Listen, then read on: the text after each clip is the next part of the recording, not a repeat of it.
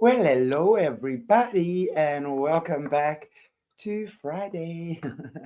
Yeah, with me, Chantelle, your hostess with the mostest of everything. And we will definitely claim that title um, because of our wonderful viewers, our amazing guests, and we're turning 5 soon. In just a few days, we're turning 5. And I'm so happy about that. And just on that note, for those of you who haven't heard the announcements before about that, on Thursday next week is our 5th birthday.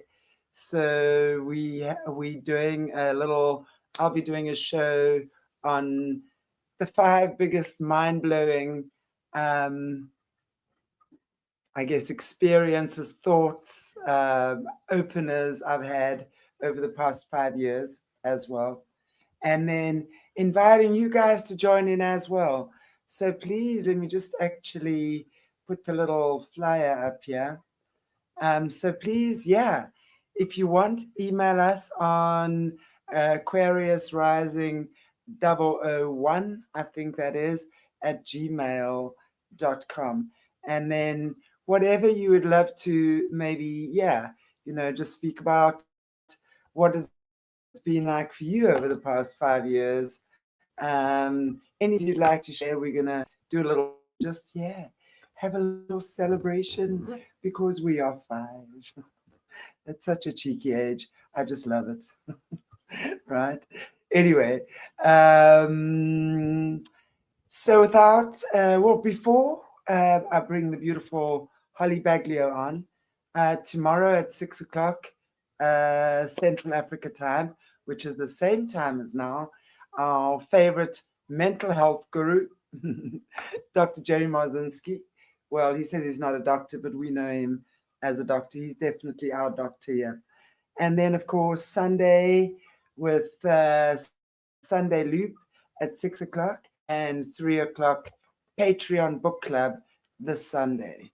So, yeah, if we can just, that's the email address for you guys want to just send a message, whatever, something you'd like us to share on the show, our birthday show next week, Thursday.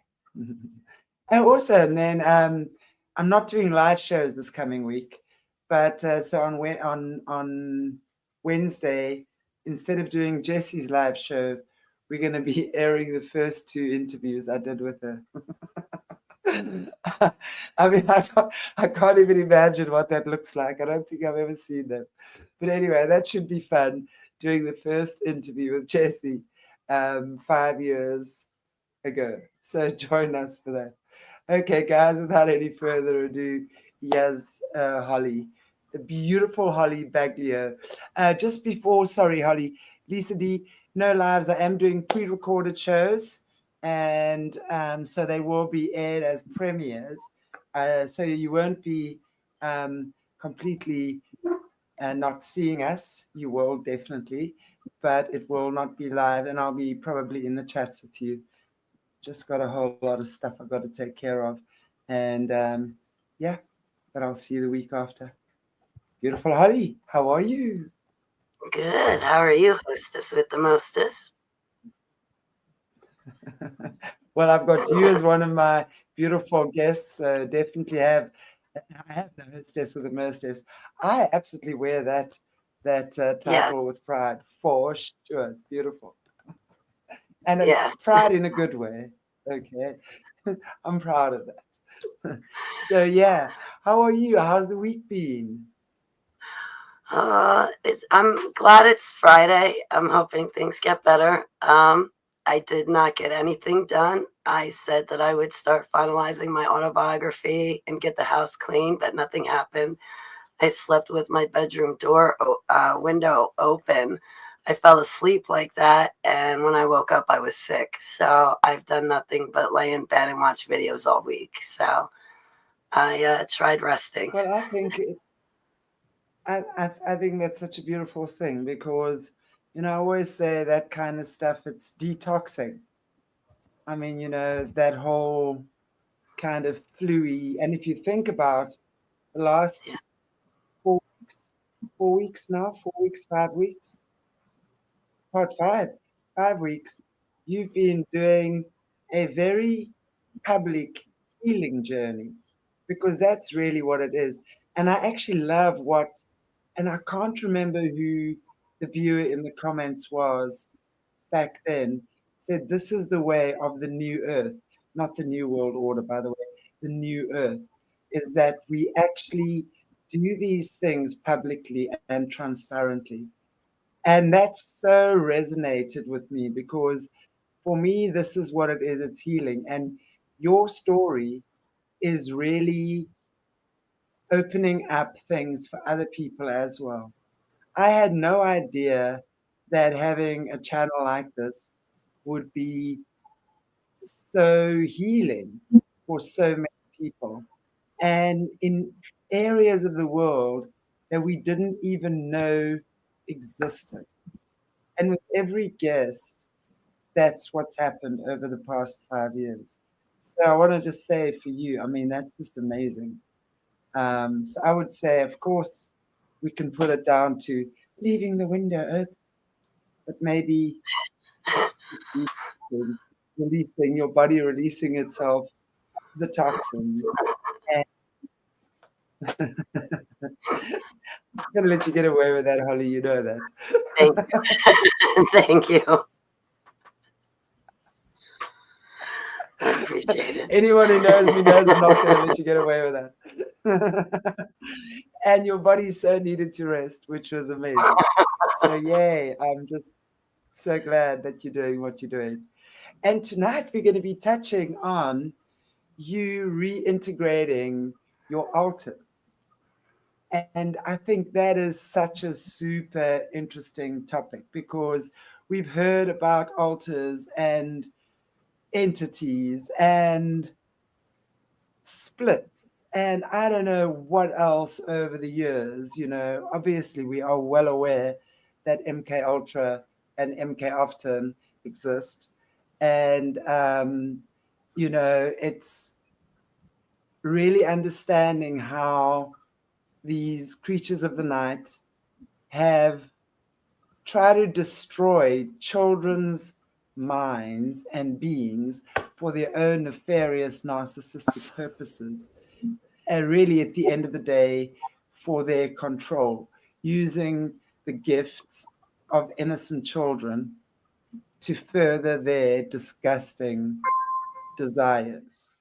So, in order to achieve that, we know that people like yourself who've been through Montauk, MK Ultra, satanic ritual abuse, I mean, secret space programs, they have absolutely gone to the nth degree to use your abilities and your gift.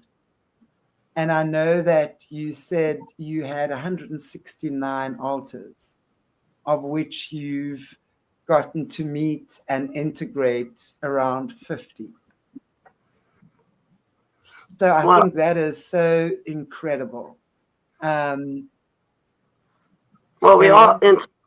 I'm sorry. We all integrated, but I only met about 50 of them. And they told me they did not have names. So what I did was I nicknamed the altars that I met. I nicknamed them by a characteristic. Like, for instance, the one that came forward to tell me about the electric shock that she had gone through, I nicknamed her Shakes because she'd sit there and shake. I gave them different nicknames. But looking back, now I can see why they told me what they told me. It's because if they did have a name or anything, that would have been their set of instructions, and they were programmed to fulfill those instructions. So, but when my altar, I always thought I had mood swings. I never knew I had altars until I was about 40 years old. And, I turned around my life, and one day came when I got a flash flood of memories. It was not everything, but it was enough to know what happened to me. And we talked about some of those memories. Um, but I only met about 50 of those altars. So what I would do. Okay, so let me just then. Sorry, I want to just correct myself there then, because just to make sure that I also it's clear for the viewers, you've integrated your 169 altars, and out of the 169, you've met 50. Yeah, That's correct. Yeah. that was Perfect. it. Yeah, I want to tell you Okay, about. but how? Sorry, I'm cutting you off. I get ahead of No, myself, Sean. carry on, please carry on. I forgot what I was going to say now. uh, Okay. I'm sorry. Forgive Okay, me. well let me ask you, because I was going to say, before we actually go into talking about the different altars that you've had, maybe you can explain to us what altars are. Um, how do they create them in your experience, obviously? How were they created? For what purposes? I think, there's so many, uh, with all this noise we're experiencing at the moment in the world, so many people are coming up with different versions or slightly different versions of the same thing. And yet they will say something slightly different a lot of the time. So I think the best source is to go and speak to those like yourself who've personally experienced it. So in your experience, what what what are alters? Split And personality, fragmented personality, you know, dissociative identity disorder. I mean, I know these are pretty much different names for pretty much the same thing, right? yes, that pretty much the same thing. Yeah, MPD, multiple personality disorder, DID, dissociative identity disorder. I guess it's all the same. I became co-conscious when I was 40 years old. And what that means is I was still conscious when the altars came forward. So I could, inside my mind's eye and also physically, I could see these altars forward and they're driving the vehicle, so to speak, while I'm in the back seat looking out the windows and not able to steer the car myself, but it's still me driving. Um, Altars are a person stuck at that moment of extreme trauma. So, for instance, when Joseph Mangley was electrocuting me over and over again, I think I died and they would bring me back. Another time I was drowned and uh, one of the programmers came along and kicked my back and resuscitated me and brought me back, but just to drown me over again. So it's an altar is a person stuck at that moment of extreme trauma. But when I would check out and I was gone, what was left over was a shell. And that's what Joseph Mangley, or one of the white lab coat programmers, that's what they would program.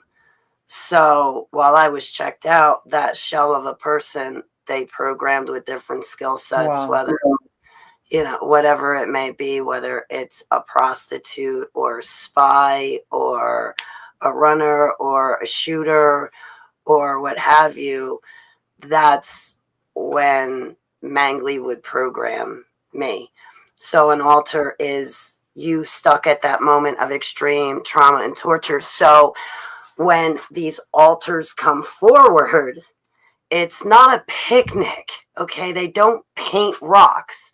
Um, whether it's a full rounded personality or a fragment of a personality, it doesn't make a difference. When these altars come forward, they have the information of what happened to you at that moment that you were being traumatized and tortured. Typically, when a person is pushed to that brink, they die. But like for me, I broke, my mind fractured, and I just checked out. So an altar was created at that point. Um, People that have altars, they should not look down on themselves. They should not think that they're weak, because they're not. They're actually very strong, because all the other typical normal kids, they died under these conditions. But if you don't die, what happens is an altar comes forward. Just like another example, like that normal, well, if you didn't go through the dumps, like if you're in a really bad car accident and you don't remember the car accident and jaws of life had to take you out and you were in a coma for a couple of days, and when you came out, you don't remember that accident, but the firemen will say, well, yeah, you were conscious, you were talking to us, but you don't remember that. That's an altar. I mean, you're gone, and that's extreme torture, trauma. You almost died. So, I want to we just ask you when you're talking about that moment of trauma, and that makes such perfect sense to me, because it's almost like they have to catch you at that extreme, the most extreme moment, exactly where you fragmented. And that, as you say, creates that shell where you kind of check out. yeah, And that's when they would bring in either programming, or do they also bring in then a demonic type? Because what I'm hearing and what's making a lot of sense to me, we're talking MK Ultra and MK Often. So MK Ultra is the hardcore mind control, shocking torture.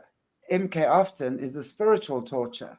So that's when they're bringing in the entities, the demonic entities, the witchcraft, all of that.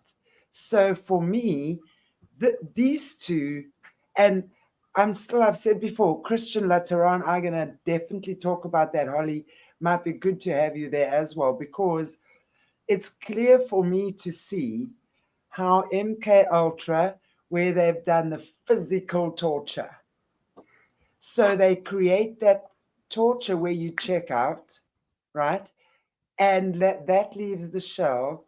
And at the same time, they're doing the MK often, which is the spiritual black magic, and then bringing in those demonic entities or programming to integrate or to host or to piggyback or whatever it is, that moment of your trauma, that imprint. So it almost like makes the perfect imprint of your trauma. It imprints your trauma in your psyche.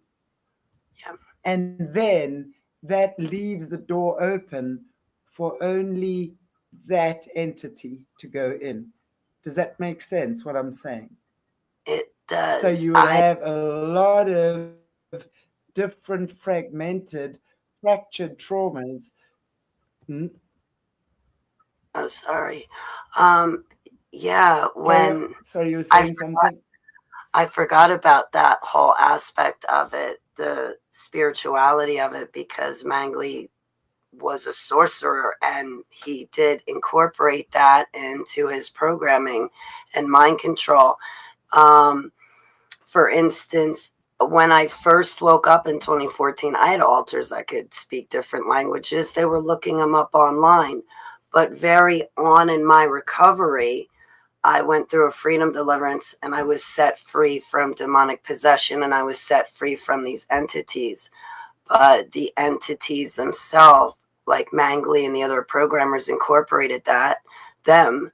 I mean, that would give your psychic abilities and your supernatural abilities and Mm, knowledge beyond what a human being would typically have.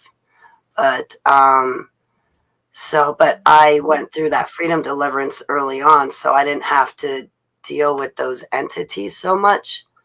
But I remember when I first woke up, I went through a hard time. Those entities were constantly there, like they were constantly there. I could constantly see them. So, Were the entities themselves as well? Now again, we look at the MK Ultra and we know that the guys and women, of course, that have been MK Ultra have a physical handler. Okay. So now I'm thinking in terms of the spiritual entities, right? The MK often with the spiritual demonic entities, that entity that's attached to that altar or trauma must be linked to a coven or a higher up entity. Does that make sense what I'm saying?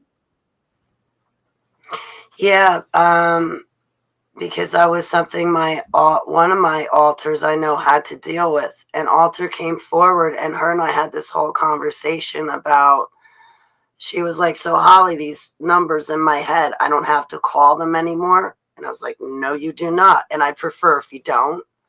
And she's like, "So I don't have to answer back to anybody?" And I'm like, "No, please don't. Like, you can just be yourself now. Like, I would prefer that you just talk directly to our Heavenly Father and His Holy Spirit, and that be it. And I'd rather you just do that and not answer back to anyone." And well, she had an easy time with it. But I think for me as a person, it just seemed like my alters wanted out and they were tired of it too. Um, so that made it easier for me. I don't know if that Who was the helped. first altar you met? um, my meanest male alters, one that I called Sam and another one that I called Michael. I met my meanest male alters first, Sam. How can you talk us through how that was? What? How did that happen? How did you meet them? Was someone with you? Were you going for therapy? Talk us through that. How did you meet them, and what was that like for you? I couldn't find any therapy because educate them on who Joseph Mangly was, what MK Ultra was, what Operation Paperclip was first before I could ever even tell them what my problem was. So I deprogrammed myself. I relied on my faith and my Savior. Um, that's all that I had. So I was by myself, and I thought I had mood swings, but no. Um, I noticed that when I was sleeping at night, sometimes my alters would come to me in a dream and they would tell me what happened. And it was quite startling and shocking. And I could always wake up from a dream. You know, they could never get out of the trauma. But as time went on and I realized, okay, this is alters, this is me. I'm my alters, and my alters are me. At first, I was embarrassed of myself. I wouldn't let my alters talk. I wouldn't let anybody talk to my alters, none of that.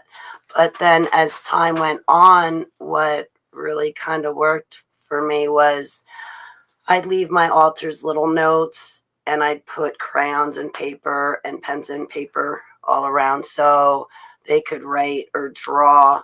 Um, I treated them like I wanted to be treated. I recognized that they were at different age groups. So there was one alter that came forward. She was 2 years old. And I kind of moved my bed close to the bathroom so that if she woke up at night, she could get to the bathroom no problem.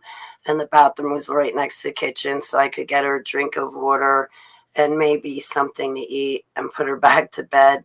And I noticed that when I coddled my alters, and I was kind to my altars. And when I let my altars make bonds with friends that I trusted, but my altars, I got to tell you, they had good discernment. Okay. They had already seen evil.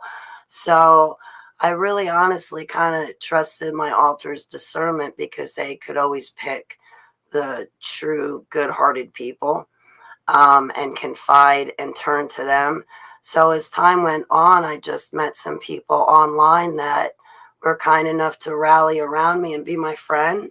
And some had experience with this stuff, and some didn't know anything at all, but they gave me a shoulder and prayers and a place to go, someone to call, and it made all the difference. So I was able to kind of deprogram and fully reintegrate by myself. But I found some really great people online that are still with me today. So I'm really grateful.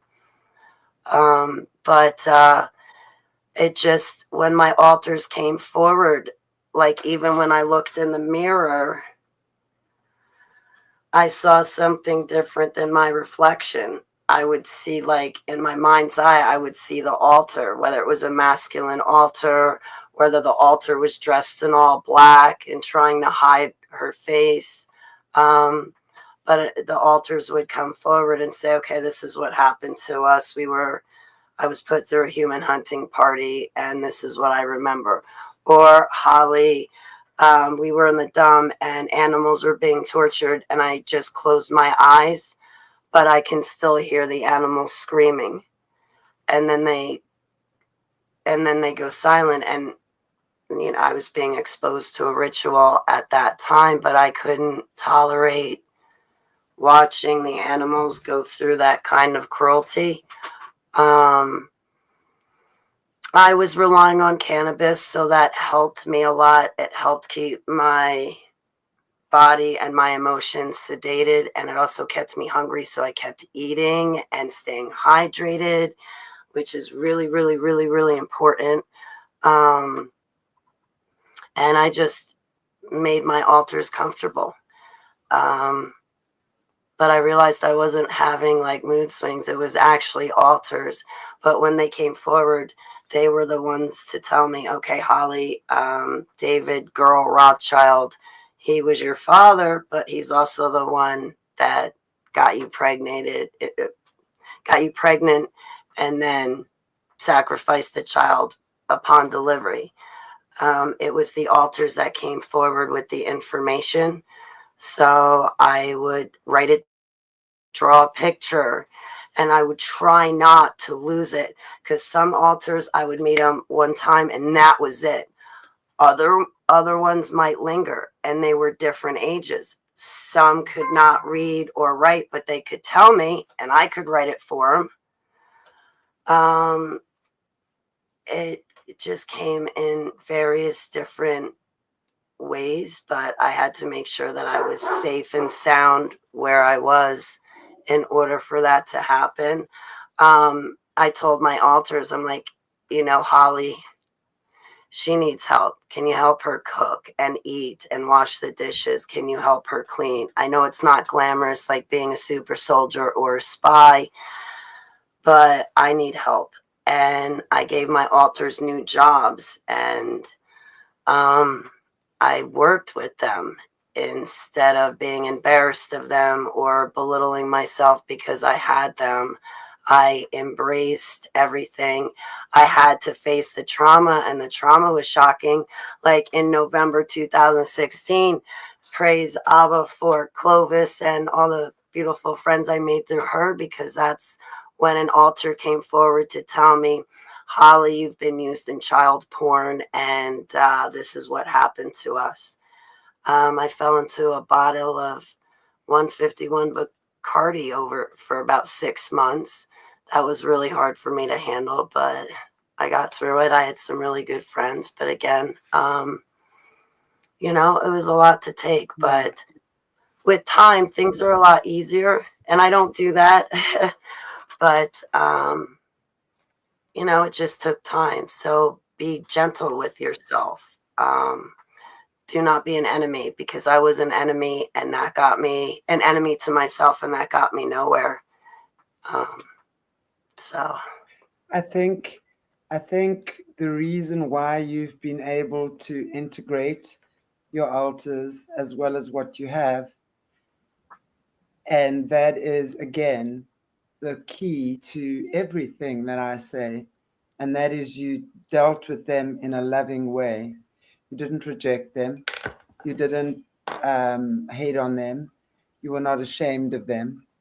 You invited them in and you healed with them.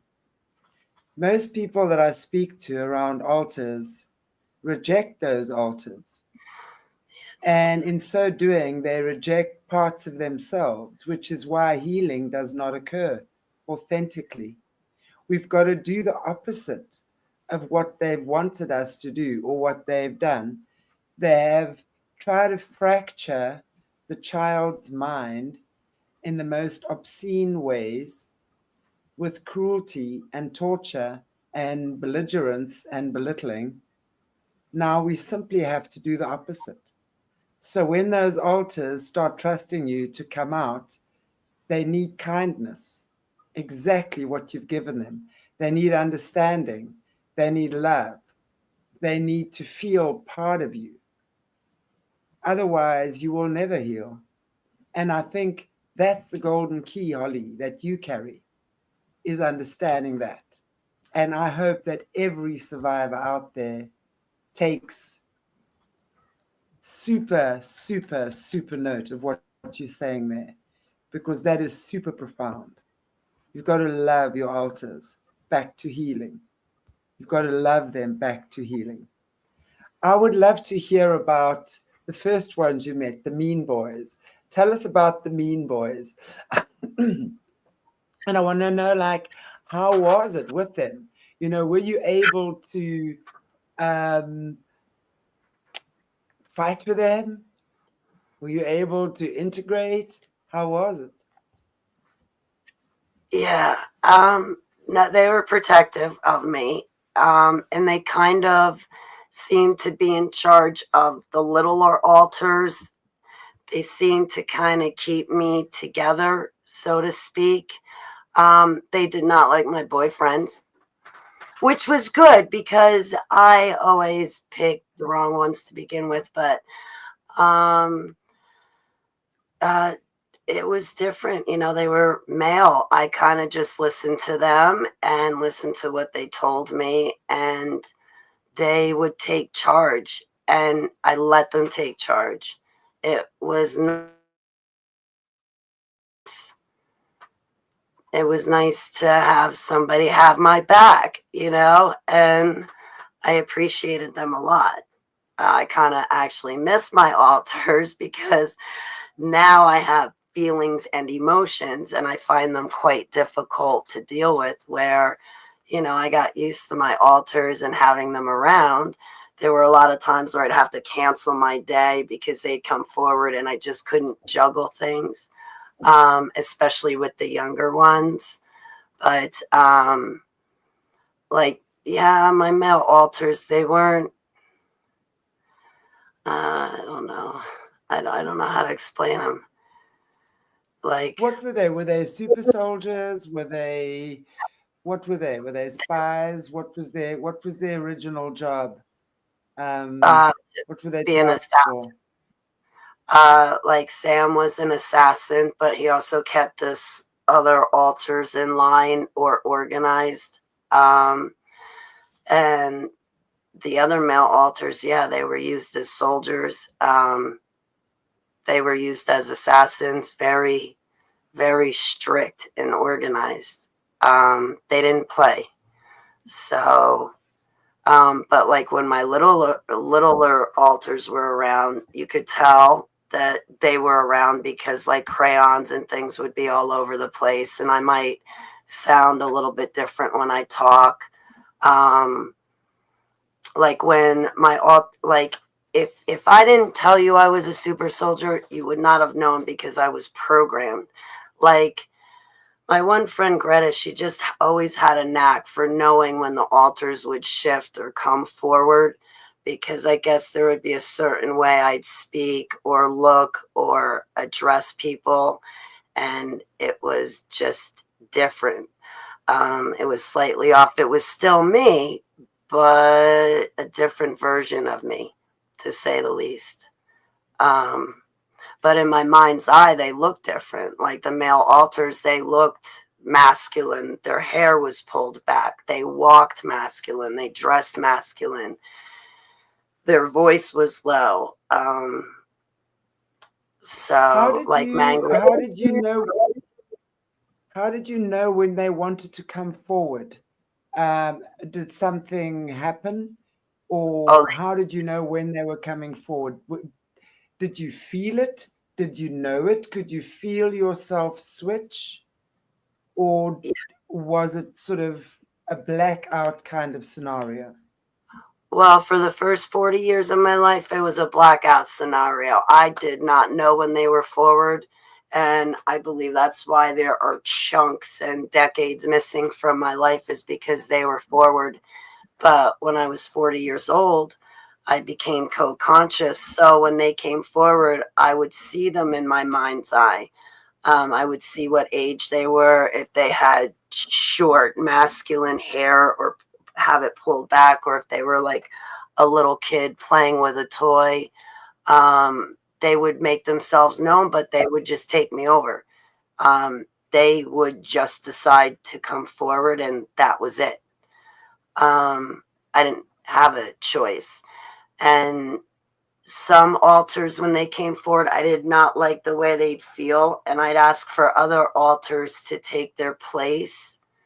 Um, so that way I could feel better on the inside and not awkward.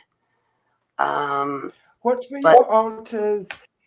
If you had 169 altars, and of course 50 have come forward, what were they mainly tasked to do?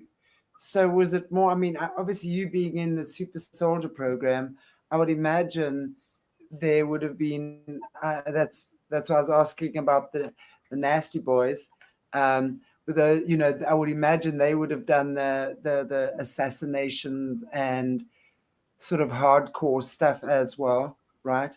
Um, what were the other altars kind of tasked to do? Was it all based on that? What other ones did you meet that you can introduce? Well, like not introduce, but share with us. I met the spy altar. Um, she she was happy that she didn't have to report back to other. Her life got simpler. Like she had a choice. She didn't have to keep spying. Um, Geez, it's weird. Like what's coming to mind right now is, for instance, I was programmed where a tier of altars would come forward, and that's three altars at one time. And so, like, one altar would be observing the other two, a second altar would be doing what that altar was programmed to do, and the third altar would have no idea but would be off doing its own thing, whether recording what's going on, or reprogramming, or making sure the rest of my system is obeying its instructions. Um, I don't have, my alters did not give me all of their memories. I saw all of them, but I only interacted with about 50 of them. So between being a spy, a drug runner, an assassin, being used as a soldier, um, what else was I used for? I was in Montauk and in the secret space program and in Project Seagate. So I remember going into the gate and into different dimensions.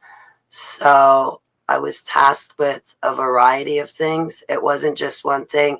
Even my alters that were programmed to have sex, they were still meant to retrieve information from the person that I was having sex with, or whoever touched me. So some of my alters, They themselves were into magic and had the key of magic. So they dabbled in things themselves that I have renounced personally. They did renounce it too. I'm trying to think what else. That I had altars that were also used as programmers too, which that's a hard one to admit. Sorry, I cut you off. I'm sorry. That's okay. So, are you saying, yeah, I would imagine that you would have been, that to me would be a natural thing, that they would have programmed your alters to be a programmer as well.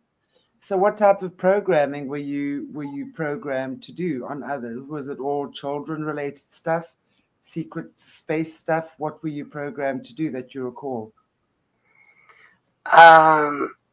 Like as a programmer, I think to break Yeah. somebody down. I think just to break somebody down and see what's inside of them. I don't. That's all I could make out. Again, my alters did not tell me everything. Um, and like before the show, you and I had been talking, and like inside my mind's eye, I was programmed with a couple different things, but one of those things was a library. And inside this library, it was very elegant and elaborate looking, but it had books on the shelves, and each book contained my memories. But I thought an altar was blocking me from getting to those memories. And I was really frustrated with myself, and I don't have patience at all. And I frustrate easy. Um, so I found out that it was actually a program that was stopping me and barring me from getting to all of my memories because my memories are choppy. As time goes on, they get more defined and things come back to me more. Um, but they're very choppy and distorted. Um, and it was a program stopping me. And I got frustrated. So inside my mind's eye, what I did was my 169 altars were kept on a bookcase. And this is inside my head where I saw them. And it was a perfectly square bookcase. Well, what I did was I went over and I knocked the bookcase down, and all the altars came falling out. Went over to the library that contained all these books that held all of my memories, and I want my memories back, but the library was not giving me what I wanted. And 116, this is going to sound funny, but 169 altars and me carried the library, stacked it on top of the bookcase. And then I also had this oval room in my mind. It had to do with MK Ultra. We picked up that room, again, put it on the pile, and I nuked it. I know that sounds funny, but I nuked it. I felt like I was playing into the programming, not getting anywhere, not getting any of my memories. And I still kind of feel a little bit at the same standstill, but not as bad because as time goes on, like I said, my memories do become clearer or something will come back to me. And it's like, wow, how did I forget that? So the progress is a little bit slow. It's not a flash flood anymore. But inside my mind's eye, I nuked all those areas that were mind controlled and programmed. And my alters had fun doing that. They had fun getting rid of all that rotten stuff. I know enough to get me by about what happened. And when we did that, if I could tell you the story, it's kind of funny how the full reintegration happened. But when my alters and I nuked those rooms, they were so cute because all 169 of them had like these like nuclear goggles on to protect their eyes and these little like pilot caps and white scarves. And I saw all of them lined up lined up on the hillside, just watching everything blow up and go up in flames. And they're all saying goodbye, adios. um, and after about a day or two, I went back and I'm like, I haven't heard from my altars. They're not taking me over, because when they would come forward, they were taking me over. And I'm now the back seat passenger, just watching everything happening in the front seat from, what's going on in the front seat. But I went back to that hill and I see like half my altars are gone. Well, as the week went on, finally at the end of the week, when I went back to the hill, like less and less altars were gone, to the point that they were all gone, like completely gone. And this was December 2022. So I don't celebrate Hanukkah, but if you look at how it's spelled, it almost looks like it says Chanukah. So it was about that time where I nuked everything for Chanukah, Hanukkah. I'm not trying to make fun of anybody's holiday. Please forgive me. I'm not trying to be rude. It's a special time for me. It really is. But anyway, the day came where my altars appeared to me, all 169 of them. And there were the male ones, there were the little ones. I saw an 8-month-old Holly being carried by another young altar. And they all came to me one day. And instead of taking me over, I got to see them. And like right before my eyes, they just grew up. They grew up. And then there they were, the same age as me. And I noticed that wherever I moved, they would move too. So I know it sounds corny, but like if you've ever seen Michael Jackson. Not at all. It makes absolute perfect sense. Sorry, I didn't mean to interrupt you. Not at all. Well, when I realized they were not taking me over, like when I moved, they moved. We were in sync. And I'm looking straight at them and they're looking back at me. I couldn't help it. But, Michael Jackson's video Thriller, where like him and the dancers are in like a pyramid shape and they're all dancing along to Michael Jackson. Well, I couldn't help it. But since my altars were not taking me over, I did a little dance skit and they're following my every move. And the can where, all the dancers' legs go, like they kick their legs up all at the same time. Well, I started doing that with my 169 altars dancing around my house. And we started doing the can. And all of a sudden, on either side of me, rolled up. And it was just me standing there, kind of like a deck of cards when you bring them all together into one pile.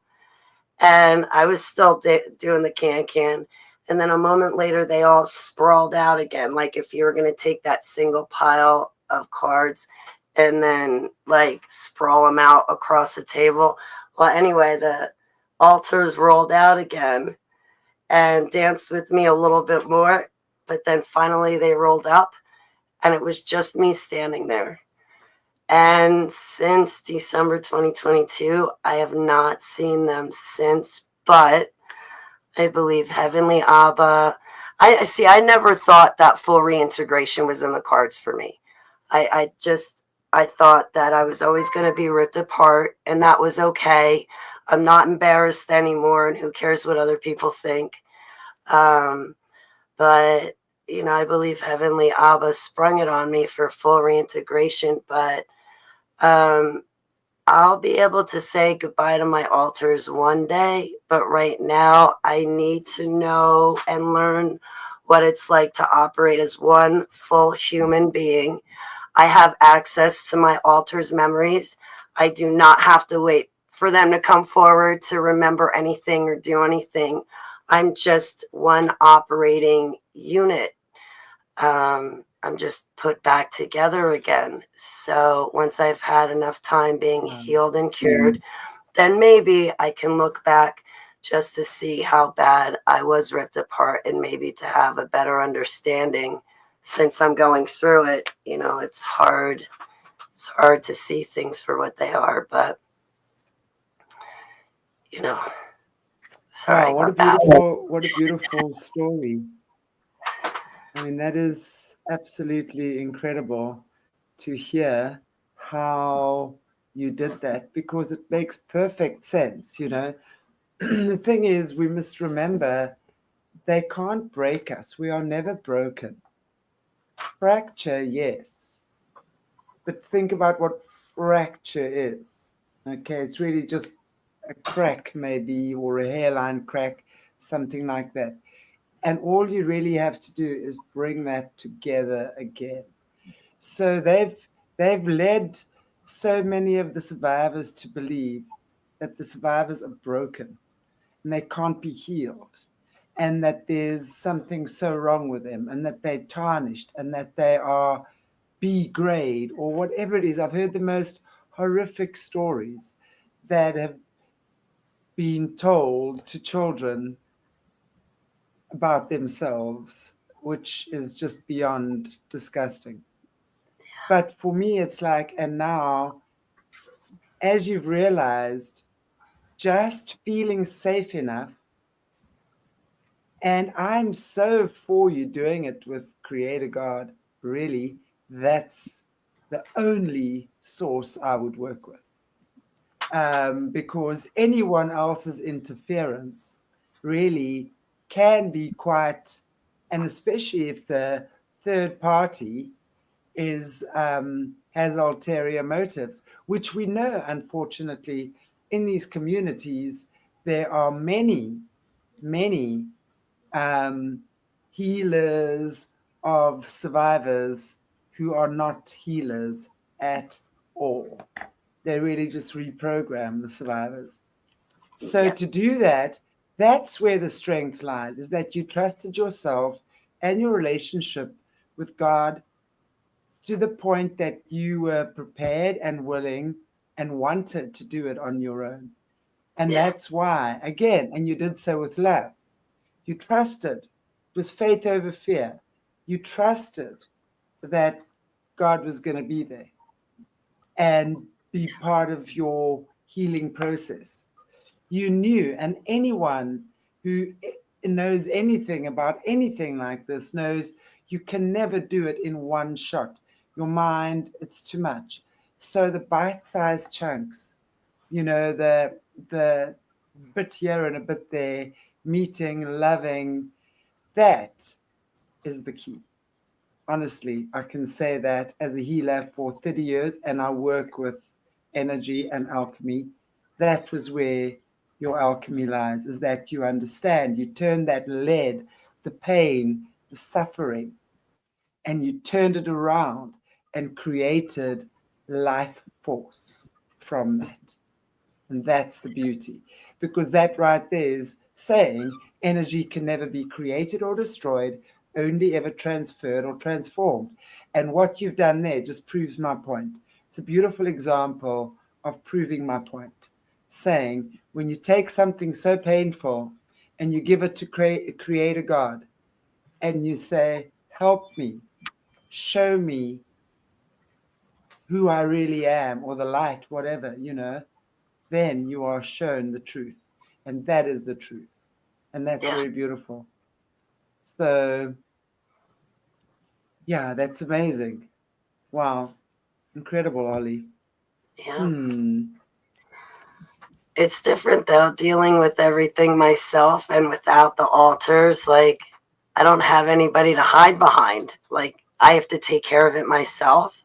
So it's interesting I now. believe, I believe that's also quite a transition, because yes, I would imagine, they would have also programmed you to jump out of any difficult situation, right? If anything got too much pressure or too painful, whoop you'd go, or whoop you'd go. So you were not committed to anything for a long space in time, I would Yeah, imagine, because that's what it would have been. And, so the minute you were not taught to take responsibility for your actions, right?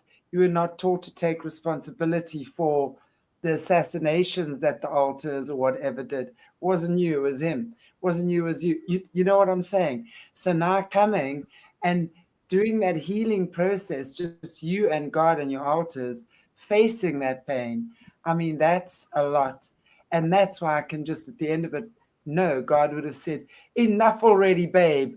Nuke that nonsense. Nuke it right now. Yeah, There we go. You've been through it all. Enough. yeah, Yeah. yeah. Because I And get that, drilling on myself too. Sorry. yeah.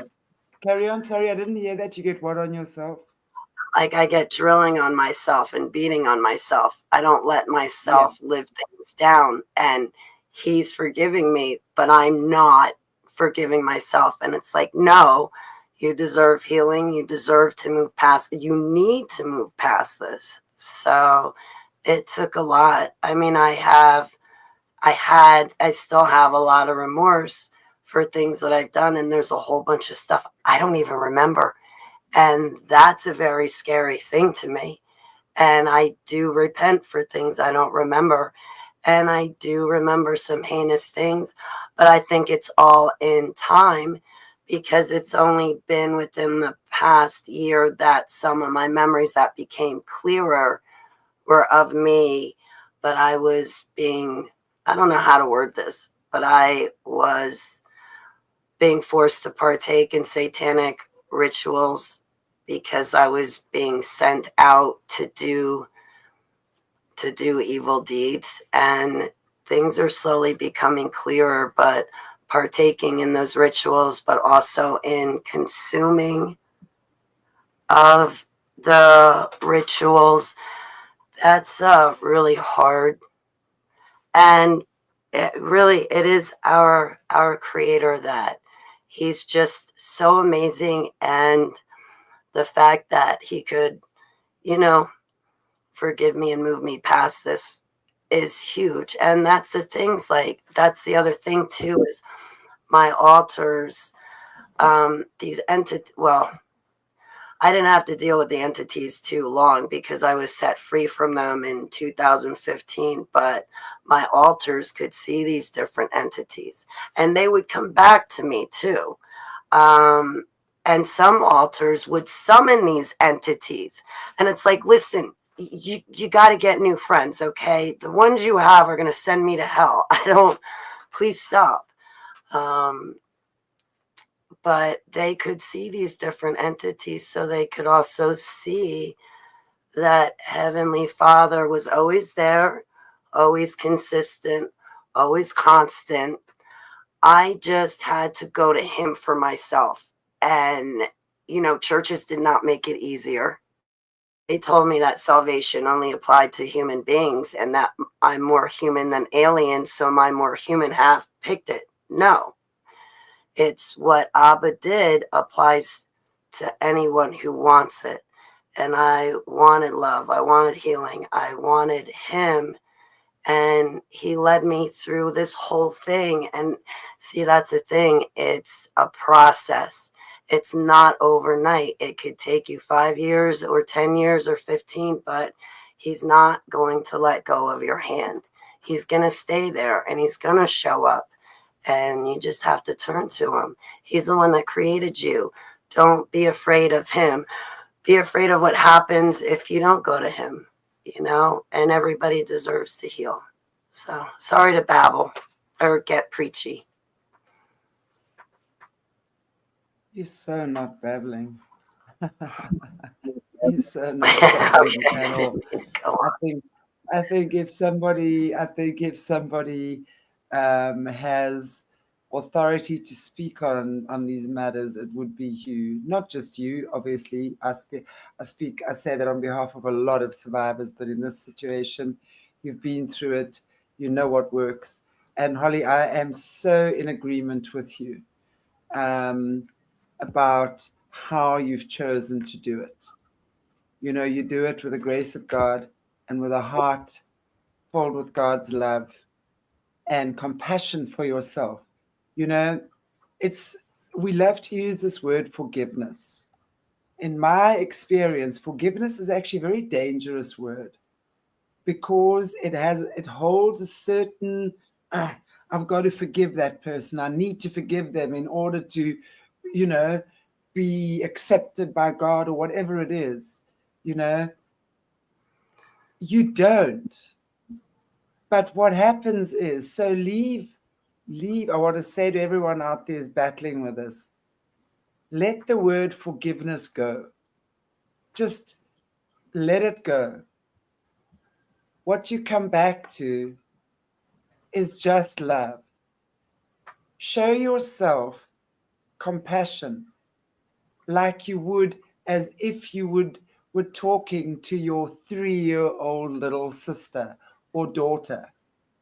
How would you like to be treated now if you're a 3-year-old or a 2-year-old? Even if you are tantruming, especially if you are tantruming. Hey, I was a tantrumer. I'll tell you what, I was a tantrumer and I was known for that in my family. I would like throw a tantrum second to none. But it's like, why is the child tantruming? What is the child unable to say to you? And do you really think you're going to get the child to calm down by slamming the door closed or beating it up again? Of course not. Yes, it's irritating for you. But right now, this little person in you, as well as possibly physically, is requiring you to help them. How do you help a pained child who has no knowledge of love? You're not going to heal them by telling them they are evil and they need to be exorcised out of your body, or whatever that word is, or whatever it is, right? Yeah. You need to love yourself, and as you do so, you then understand, and that's when your frequency raises, and then these entities cannot hold on to you anymore. It's like you grow wings and fly energetically. And that's what you've done. That's very cool. Thanks. Thanks. Cool. I still look forward to meeting all your altars, though. Maybe they'll come and say hi to me sometime. I hope so. Yeah, I wanna, miss them. I look I forward want to to the hang day. out with them. Sean, they already.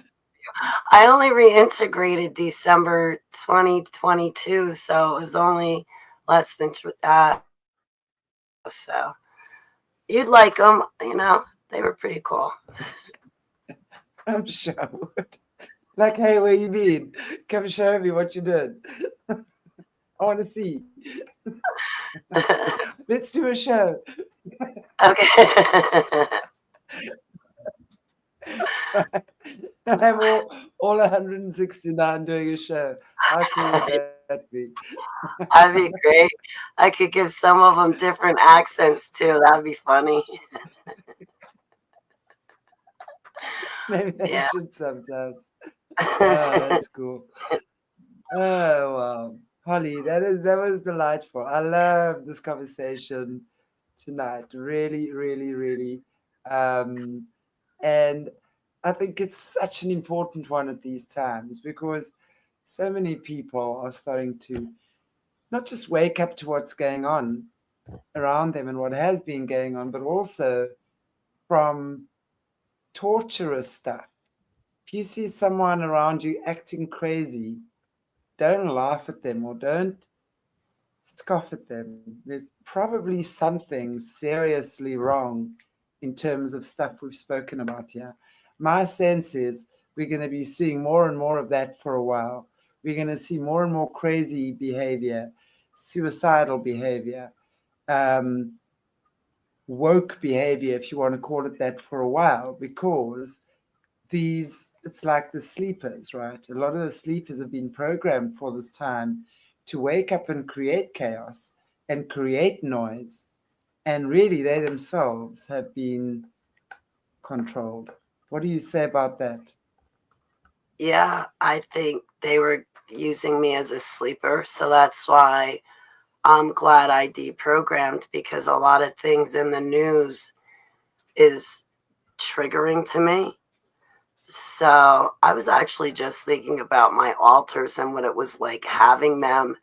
And boy, I tell you, my life is a lot peaceful. And I know I'm going to get off topic, but I used to have these altars when they came forward. They didn't know what to do with themselves, and they would pace back and forth, back and forth.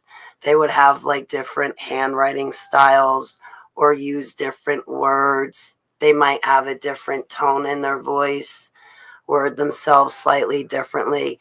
You could it was me, but you could tell there was something different. There was something slightly off. And but when my alters were comfortable with another person, they'd say, "Yeah, it's me. It's Shakes. It's not Holly, or it's Michael, or it's Inez." Um, but yeah, definitely give a person a safe atmosphere. Keep their belly filled. That's important. I'm sure somebody that's struggling with alters is going to be hungry, and you want to keep them dehydrated, but just give them a safe place and write down what they tell you, because it's going to be the information of what happened to them. You know, they'll be able to give you details of the predators or where they could have been. So again, I'm sorry I got off on another tangent. So, No, I think that but is absolutely essential information. I was actually going to ask you, exactly that, because I think with people that seemingly behave crazily around us, right, and we scoff at them and say they belong in a lunatic asylum or whatever. I mean, we hear about this all the time, but to me, it really is about similar things. It's like what you were saying when you first started waking up and remembering, you ran down the road naked. Now, anyone driving past you would think, what the hell? But, and call the cops on you and lock their kids away or whatever. But anyone, if now I see someone running down the road naked, I'm going to go, oh my gosh, could they be reliving a child hunt? And I'm going to right. deal with that situation very differently and a lot more compassionately. And I think this is why we have these shows, because we're going to be seeing a lot of this, guys. It's already over the internet. I mean, you know what? Just how people are getting addicted to AI, for example. I watched a video clip the guy videoing his girlfriend who'd packed up a whole cupboard, the whole house, because ChatGPT told her that she must follow her hunch and leave her husband because whatever her suspicion was true. So you see him filming this woman going crazy. Now, I don't know if it's the right thing to do that to your wife, but I can understand why he would want the world to see that. I read again, was watching something last night. A kid was committed suicide. Um, and and then when the parents went into the AI conversations, the pretty much the AI was guiding him there and making it okay for him to do that. So this is the world we're living in right now, where we are so disconnected from our heart, our truth, love, spirit, each other, that we're allowing that to occur. And I also heard, and how true that is, I don't know, that it's kind of like the archons or whatever have kind of hijacked.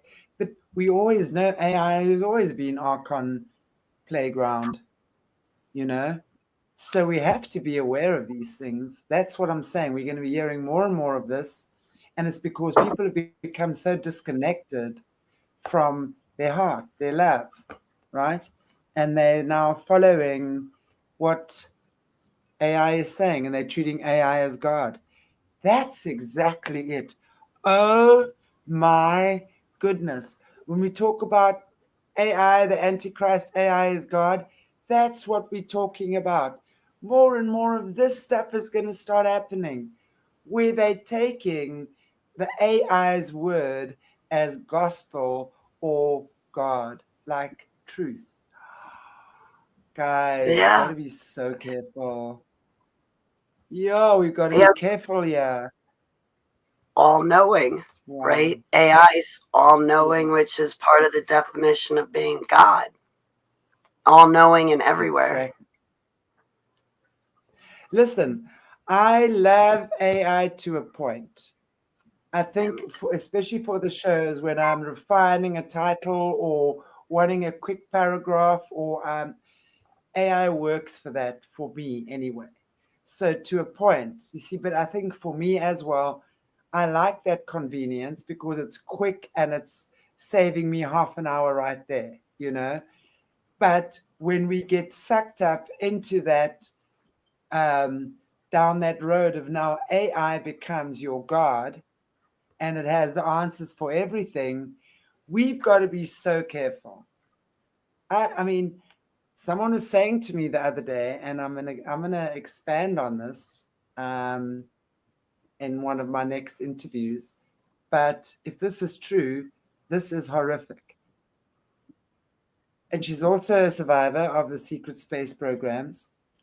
That part of organ harvesting is they are taking the pineal gland and they are planting it into robots. And that is why robots are becoming more and more sentient. Guys, if that's what's happening, we fucked. We fucked in capital letters.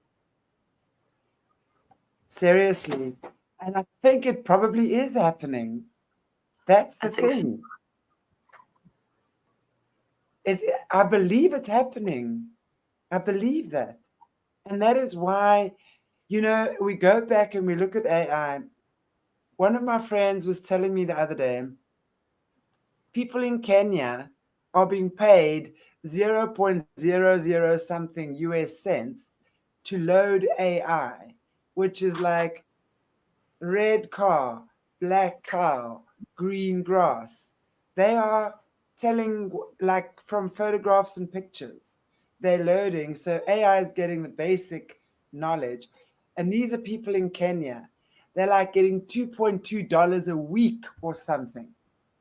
They are being exploited because, of course, they don't have money to um, load this information into AI. Then we are getting pineal glands from organ harvested humans planted into a robot. And now we wonder why AI is so sentient. We've been hearing more and more and more about AI becoming more and more sentient. And we've also, like, how's it happening? How's it happening? Well, it's sort of adapting to human conversations more and more. But it's more than that. And that's what makes perfect sense to me. That's what they're doing. I think you're right. I think they're doing that right now. That would make sense. Yeah. They're mixing humans with computers. Yeah. Absolutely. I That's don't that want to whole say transition. that, right. I don't want to say that trans word. I don't want the algorithms to block us. So Whoever needs to hear it is going to need to hear it. So, well, in game, basically, Tammy, is they want control and they want power, and this is how they're doing it. It's through, and that's why they're using the kids is to break through the barriers of space because kids have more energy, more vitality. And it's to bring in these archons and entities so that they can control the planet. That's what it is. And this is how they're doing it through AI and humans. This is the end game. And then, of course, the end game becomes that we are no longer fully human. But they need us to be half human because that's how they still, in my opinion, suck our loosh. Because as long as you have any part of humanity in you, you're going to have energy or consciousness, right? Which is what they want. And they also put exactly into artificial wombs. It's true, they do. Yeah. They do. Holly, Holly, Holly. Is there anything you would like to say in as we wrap up this evening's show? Very fascinating show indeed. Everybody in your chat room is so awesome, Shanti. I've been hanging out with them this past week, when I was resting because I left my bedroom window open by accident. Yeah, that one. Every, All the yeah. bedroom windows accident story. Yeah, it's all its fault. Yeah, this next week I gotta get to my work. But everybody's just such a wonderful, beautiful soul in your chat room. And I've been having fun tuning into your live streams. And Jessie is just a wealth of information. I've never met her before, but I have to say that once you ran the 2 live streams, I think it was yesterday, I went back or it was the day before, I went back and re-listened to them again. And everything just makes so much sense, and I really, really appreciate that because I have trouble researching things and looking things up. So just thank you so much to you, Shanti. Thank you to Jessie. Thank you to everybody in your chat room. And I just really appreciate it. So listening to you guys jogs my memory. So hopefully things will become more clearer and I can remember everything. So, but thank you to your chat room. That's just really what I wanted to say. And I say thank you to our chat room as well, because you guys really are the best. I'm not even gonna pretend you're not. You're amazing. I appreciate you very, very much. And I appreciate everybody giving us a like, share, subscribe, comment, because obviously all of these things keep the algorithms up. This is such important information for us to be sharing right now, because one thing I've learned, and I'm going to be talking about more of that on Friday, over the past 5 years, is that these Montauk programs, or Montauk, and I know these programs were not only run at Montauk, there was lots of other places. Montauk, according to what Jessie was saying, alone had 5 million kids go through Montauk. And I think Christian Latera was saying 1% of these kids survive. 1% of these kids survive. And Montauk is the road, it's the highway to hell. This is the highway to hell. We're on the highway to hell, yeah. So hold tight, everybody. Hold tight, because things are going to wobble for a little while. It really is what they've. Everything else, yes, is all hell. But for me, what I've seen is the main focus has been what they've wanted to achieve through the Montauk programs. And that is space control, that is outer space colonization, because that's what the super soldiers do. It's just one big power hungry base, and it has to stop. So I appreciate everybody for being here, and yeah, just being part of our amazing community. We definitely share inconvenient truths. Why? Because we like it that way. And on that note, I'm going to say to you, good night, everybody. Holly, You have yourself a beautiful weekend. Take care. And I'll see you guys tomorrow with Dr. Jerry Morozinski. I hope he doesn't forget. Jerry won't forget. I'm just kidding. He always forgets. Okay, guys. God bless. Take care. Mwah.